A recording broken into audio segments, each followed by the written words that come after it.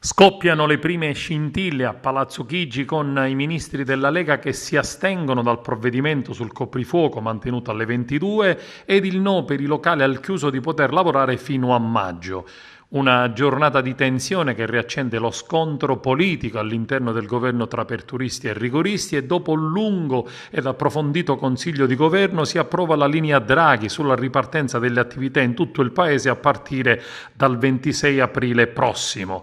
Dopo il 31 maggio ed una ulteriore analisi dei dati epidemiologici, possibile un altro decreto per modificare ed allargare le misure fino alle ore 23 e sedersi ai tavoli nei ristoranti al chiuso. Per il resto viene confermato l'impianto iniziale, la ripartenza graduale su molte attività come la scuola. Dal 26 e fino alla fine dell'anno scolastico si torna in classe anche nelle scuole superiori, 50% 75% in zona rossa, 70% 100% zona gialla ed arancione. Stessa cosa per gli universitari, dove le attività nelle zone gialle e arancioni si svolgeranno in presenza, favorendo gli studenti del primo anno.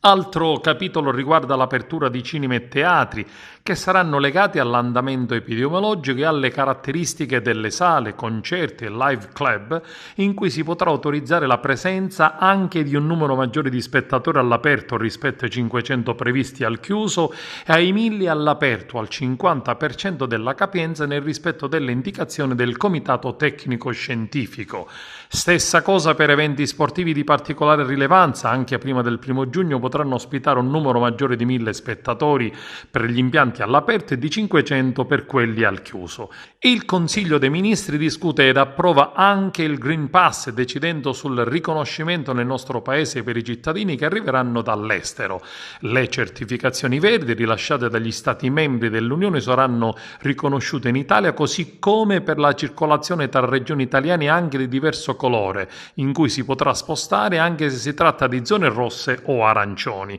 Lo prevede il decreto che stabilisce chi potrà avere il certificato verde con una validità di 6 mesi, chi ha completato il ciclo di vaccinazione, chi si è ammalato di Covid ed è guarito e chi ha effettuato test molecolare o test rapido con esito negativo, dura 48 ore dalla data del test. Una giornata difficile per Draghi, che pur incassando il voto sul provvedimento crea molta irritazione con i ministri della Lega che alla fine decidono di astenersi, scatenando la reazione degli altri partiti che compongono la maggioranza stessa.